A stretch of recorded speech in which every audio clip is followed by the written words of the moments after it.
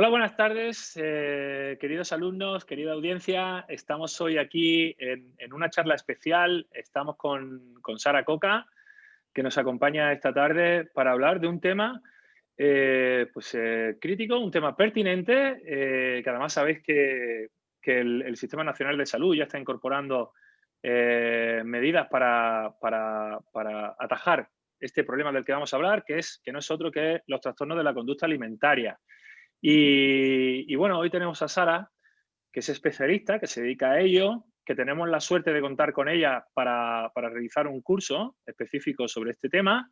Y bueno, yo mejor que presentarla, prefiero que te presentes tú, Sara. ¿Qué tal? ¿Cómo estás? Buenas Muy bien. tardes. Buenas tardes. Pues bueno, yo me llamo Sara y como bien has dicho, yo soy psicóloga sanitaria y en el centro en el que trabajo estamos especializados en trastornos de la conducta alimentaria. Trabajamos con esta patología desde hace muchos años y la intención con esta conversación es que os pueda ofrecer un poco mi conocimiento y que os pueda ayudar a entender estas enfermedades. Oye, pues muy interesante, como decía, ¿no? El Sistema Nacional de Salud ya está, o gracias a Dios, ha tomado, mejor dicho, ¿no? Ha tomado la iniciativa de abrir unidades específicas para abordar estos temas, que antes, si no me equivoco, se abordaban desde las unidades de psiquiatría.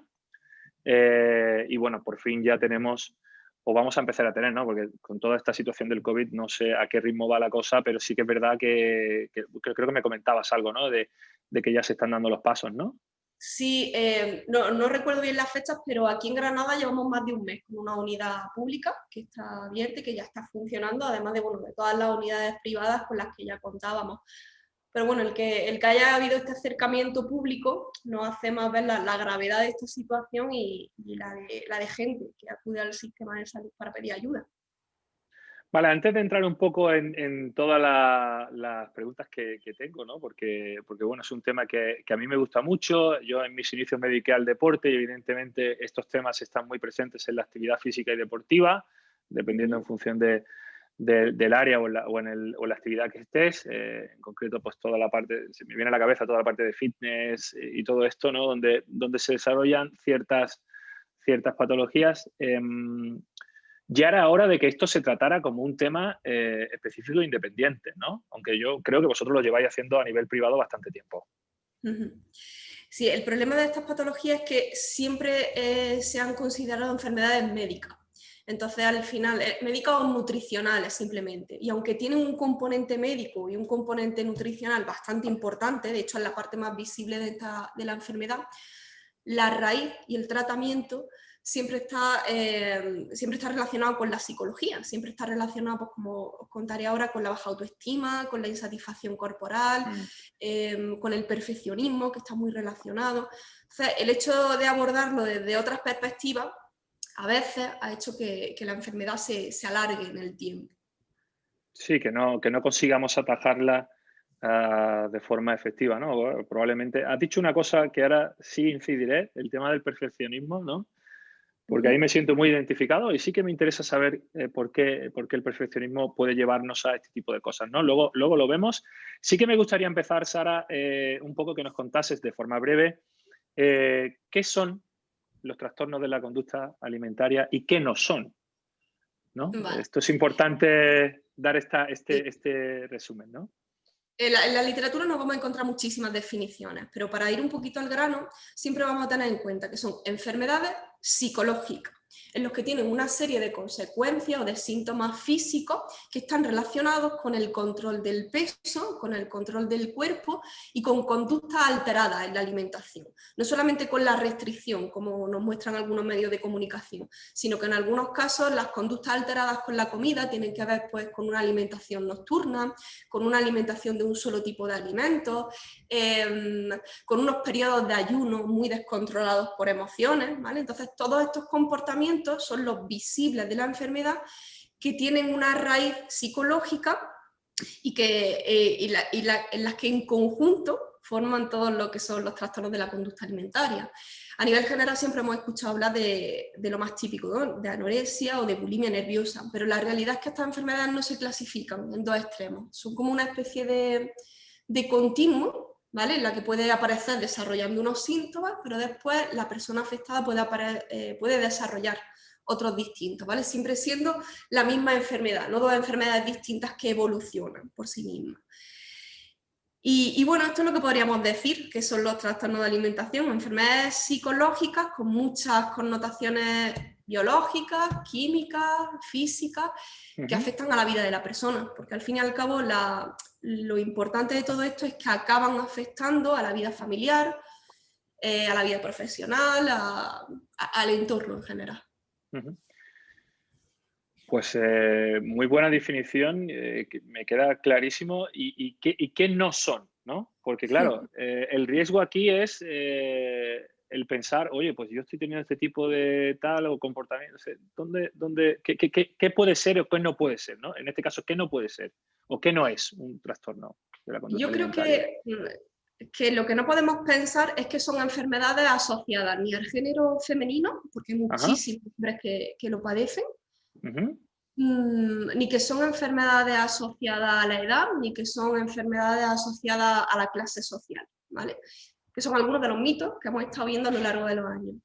Esto puede afectar a cualquier persona de cualquier edad y en cualquier momento de su vida porque tiene muchísimas variables. Nos podemos encontrar, de hecho nos encontramos en la clínica que vienen hombres de 30 años que están sufriendo síntomas de trastorno de alimentación, adolescentes, chicos y chicas, mujeres que no han tenido por qué sufrir ningún otro tipo de patología, pero que a lo mejor a cierta edad deciden ponerse el tratamiento porque están sufriendo esta enfermedad y al pensar que son solamente enfermedades que sufren los adolescentes, han tardado mucho más en pedir ayuda y por eso el tratamiento puede ser un poco más difícil. Pero yo diría que lo que no son enfermedades asociadas a los estereotipos, ¿vale? Porque esto puede afectar a cualquier persona.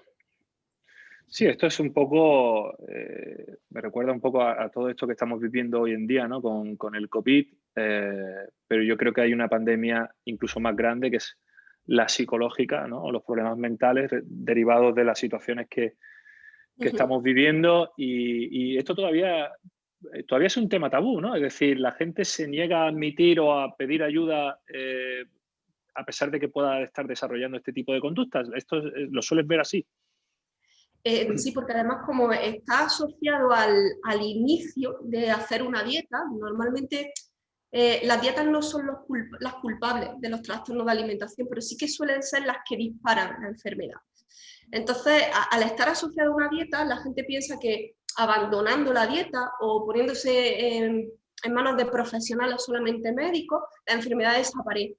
Entonces, van pasando los años y se dan cuenta de que no, que el problema no fue esa dieta que iniciaron, sino cualquier malestar personal que tuvieron en el pasado o que están teniendo en el presente, que es la que le está afectando al propio desarrollo.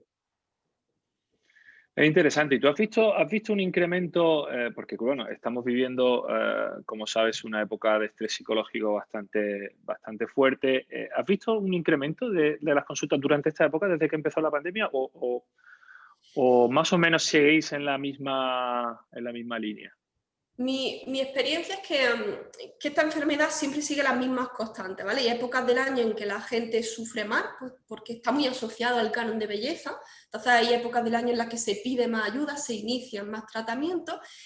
Y bueno, este año, que es bastante peculiar en todos los sentidos, no sé si hemos visto más casos durante la época en la que hemos estado en casa confinados, sino más bien hemos visto más casos después de estar confinados, cuando tenemos Ajá.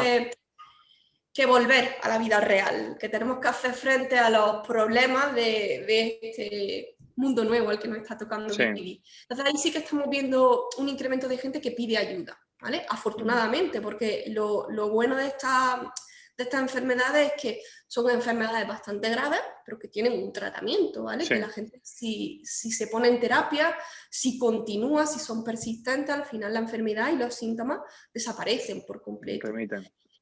Entonces, esa está siendo mi experiencia hasta ahora, pero por lo general siempre existen trastornos de alimentación, por mucha prevención que estamos haciendo los profesionales de la salud desde hace muchos años, una enfermedad que sigue creciendo. Sí, bueno, y probablemente sea por toda la presión social, ¿no? que sigue habiendo en cuanto a estereotipos de belleza, en cuanto a de todo tipo, ¿no? Estrés, presión en el trabajo laboral y bueno, si hablamos de todo esto durante la pandemia, imagínate, ¿no? Exacto. Que son cosas que pueden afectar. Oye, ¿y cómo podemos detectar o cómo podemos saber si estamos en el inicio de un trastorno de la conducta alimentaria o realmente no hay que darle más importancia porque es una cosa puntual? Esa pregunta es bastante interesante y yo creo que es muy importante para los profesionales de la salud que están en primera línea, ¿no? Pues como hemos nombrado antes, hablo, por ejemplo, de entrenadores, de nutricionistas, de médicos, de enfermeros, porque ellos van a ser los que detecten los primeros problemas. Todavía a día de hoy la gente cuando cree tener un malestar, sabe que es un malestar psicológico, pero no acude por primera vez a un psicólogo, sino que acude a Mm, otros profesionales de la salud. Así que son ellos los que van a detectar las primeras conductas. Y sobre todo podemos detectarlo por muchas partes, ¿vale? No solamente cuando una persona hace una dieta sin más. Las dietas son las grandes castigadas de esta enfermedad, pero no son las únicas responsables. Yo me centraría más en factores de prevención tipo autoestima, perfeccionismo, me centraría muchísimo en las obsesiones con la comida, en la rigidez con el cuerpo, ¿vale? Me centraría mucho en esas cosas. Cuando los profesionales detectan estas cosas, yo creo que se les debería encender la primera señal de alarma y pensar en un trastorno de alimentación, porque para descartarlo siempre hay tiempo, ¿vale? Pero si lo cogemos con mucha antelación, le ahorramos a la persona que lo padece años de sufrimiento. ujú. Y creo que esa Sí, sería un... es interesante. En el caso del perfeccionismo, como bien decías antes y ahora, ¿por qué? ¿Por qué el perfeccionismo lleva a esto? Sí lo El sabemos, que no lo sé si lo perfeccionismo, sabemos. yo creo que el perfeccionismo está sobre todo relacionado con la baja autoestima. Y cuando Ujú, tenemos baja autoestima nos sentimos inseguros, nos ujú, ponemos presiones que no nos pertenecen, ujú.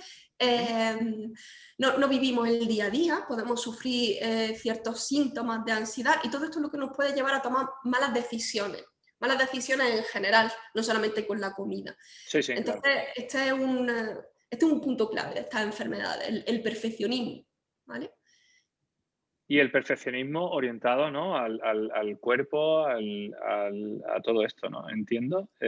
Ponerse metas que están muy lejos de lo que uno en principio puede abordar, ¿no? En este tipo de cosas, ¿no? Que generan, ¿no? La diferencia entre las expectativas y la realidad y esto puede llevarnos a este tipo de cosas, ¿no? Efectivamente, el perfeccionismo relacionado con el cuerpo, cuando nos ponemos metas muy rígidas, cuando queremos conseguir un cuerpo determinado, un número de la báscula Mm, determinado. Y al final nos damos cuenta que incluso cuando nos acercamos a esa meta, porque incluso a sí. veces nos ponemos metas realistas, pero nos damos cuenta de que nunca es suficiente, de que siempre queremos un poco más, de que para nosotros...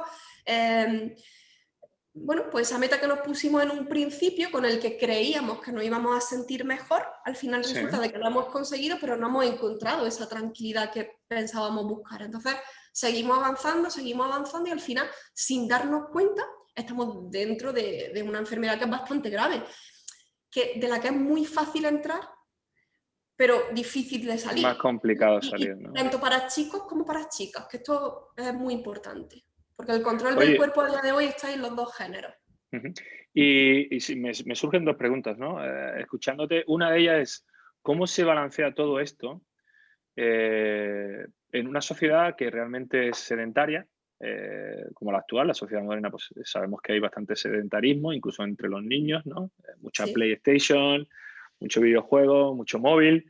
Ujú. ¿Cómo se va? Esto en el caso de los niños, ¿no? Pero en el caso de los adultos también es verdad que aunque existe una conciencia de cuidarse, que parece que solo se activa en julio o finales de junio y demás, o después de Navidad, febrero, donde los gimnasios hacen el agosto, ¿cómo se combina todo esto? Es decir, porque al final sí es cierto que necesitamos algunas veces pues, entender o comer más saludable o comer de forma distinta, pero claro, esto nos está llevando quizás en algunas ocasiones a este tipo de trastornos, ¿no? Es decir, ¿cómo encontramos ese equilibrio? A ver, el balance es complicado y cuando tenemos una salud psicológica estable, ¿vale? Quizás es más fácil que en nuestra vida personal nos demos cuenta de cómo estamos llevando ese balance. Pero cuando nuestra vida personal no está en un momento adecuado, cuando tenemos síntomas de estrés, de ansiedad, cuando estamos pasando por algún problema personal, encontrar ese balance es más difícil. Y el deporte también es un arma de doble filo porque todos necesitamos hacer actividad física. Pero tenemos que plantearnos una pregunta que es muy difícil de contestar y es ¿para qué hacemos actividad física? Si lo hacemos para sentirnos bien, para tener una buena salud en general, o si lo hacemos para moldear nuestro cuerpo. Y esa pregunta es difícil en esta sociedad. Siempre hay un componente en la que lo hacemos para moldear nuestro cuerpo, ¿vale? Entonces, ese componente es nuestro único objetivo, es un objetivo rígido, ¿nos afecta nuestra calidad de vida o es algo pasajero? Por ahí puede ir un poco el balance, ¿vale?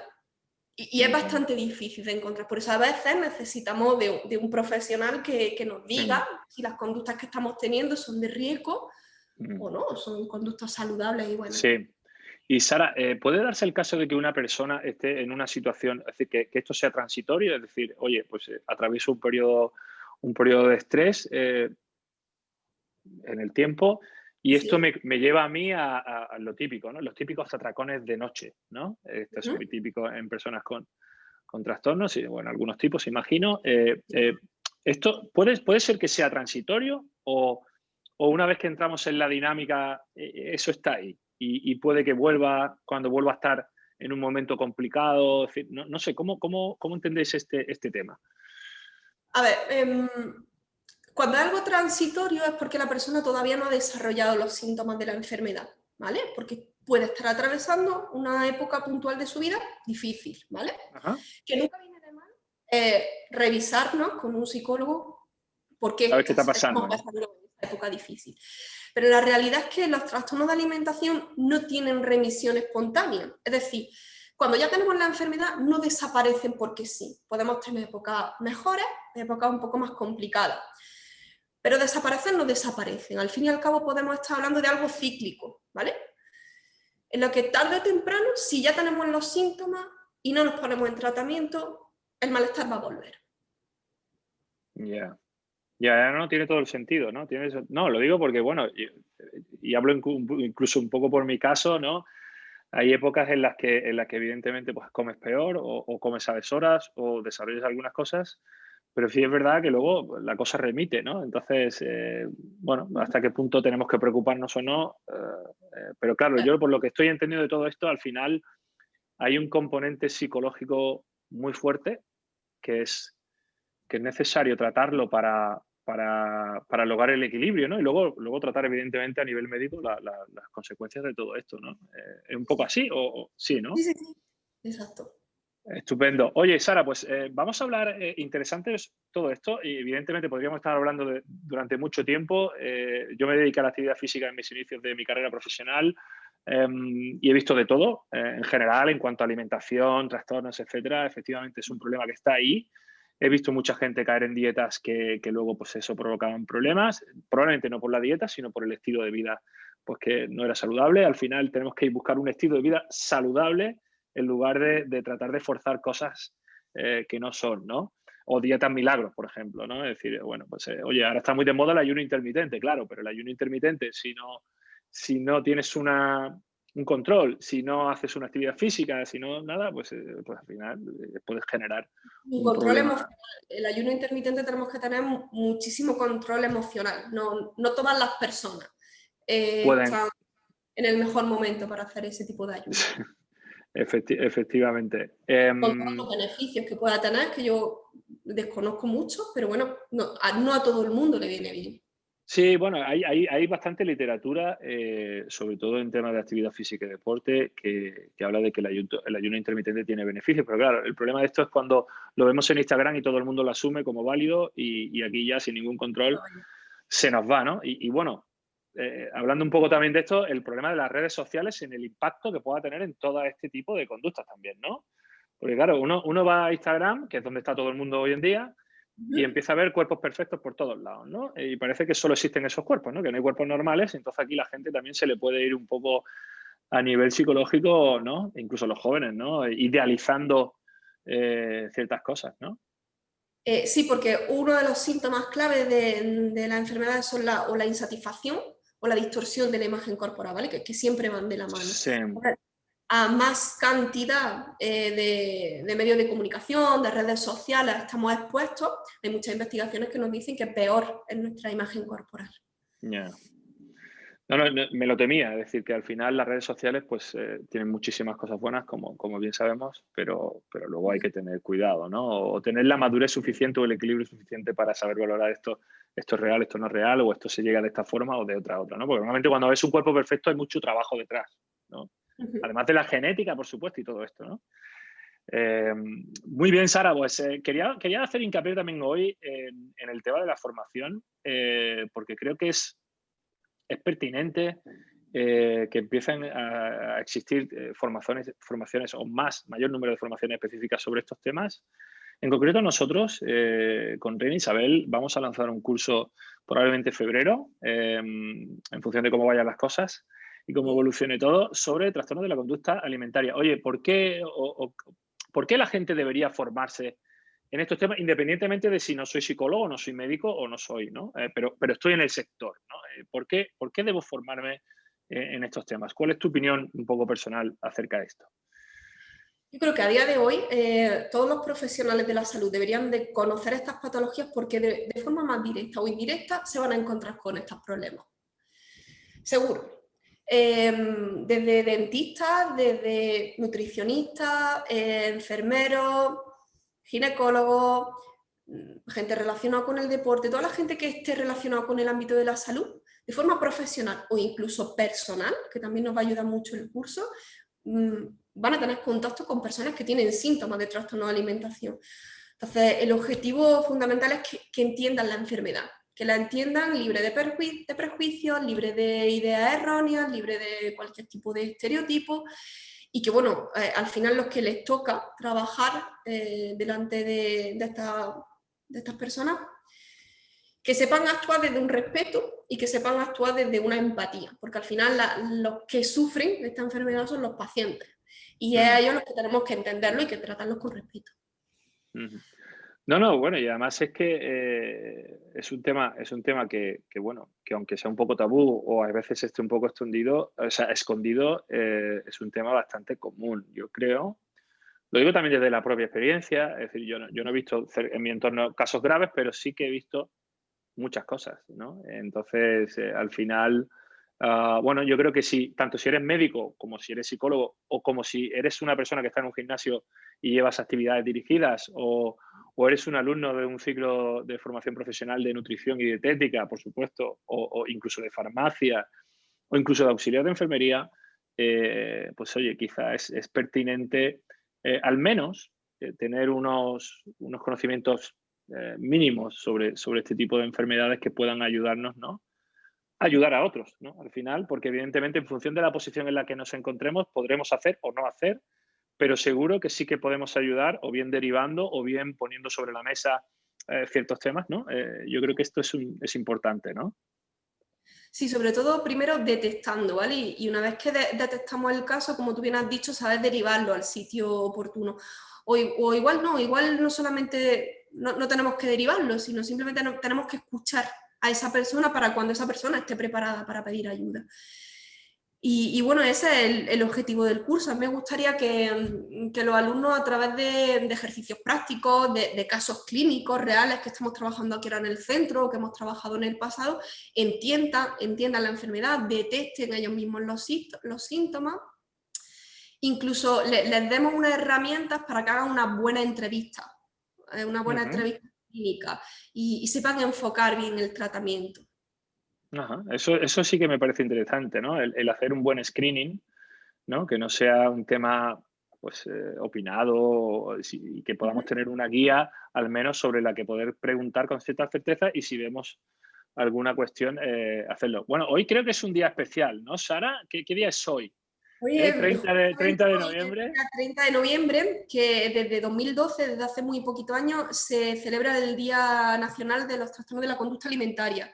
Y es simplemente una especie de de memoria, de apoyo y de solidaridad a todas las personas que en este momento están sufriendo la patología y se encuentran en tratamiento. Oye, pues desde aquí, a toda esa gente que pueda estar sufriendo, que está en tratamiento o que incluso está por diagnosticar, mandarle todo el ánimo posible, toda la fuerza posible, decirles que pidan ayuda, porque realmente es como se pueden superar este tipo de cuestiones con la mano de los profesionales.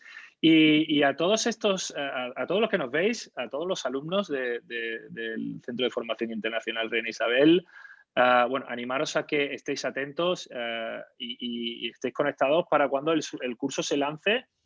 Va a ser un curso, no me cabe duda, súper interesante. Según he hablado con Sara, también incluso práctico, con lo cual, bueno, yo creo que exacto, ¿no? Que realmente, bueno, ahí es donde también hay mucho valor, ¿no? En la experiencia acumulada de años trabajando con pacientes. Así que nada, oye, Sara, muchas gracias por tu tiempo. Un placer, Gracias a como vosotros. siempre, poder hablar contigo. Y nada, animaros a que os matriculéis en el curso cuando esté. Os mantendremos informados. Y bueno, este tipo de charlas son muy interesantes, sobre todo por un tema que a mí peculiarmente me gusta, que es la autoconciencia, ¿no? Es decir, debemos ser más conscientes de que estas cosas existen, incluso si nos pasan a nosotros, ser conscientes de que nos pueden estar pasando y tener más herramientas gracias a la formación, pues creo que es una de las muy buenas soluciones con las que podemos contar. Sara, muchas gracias por estar con nosotros, un placer y nos vemos pronto. Estamos en contacto. Ahora.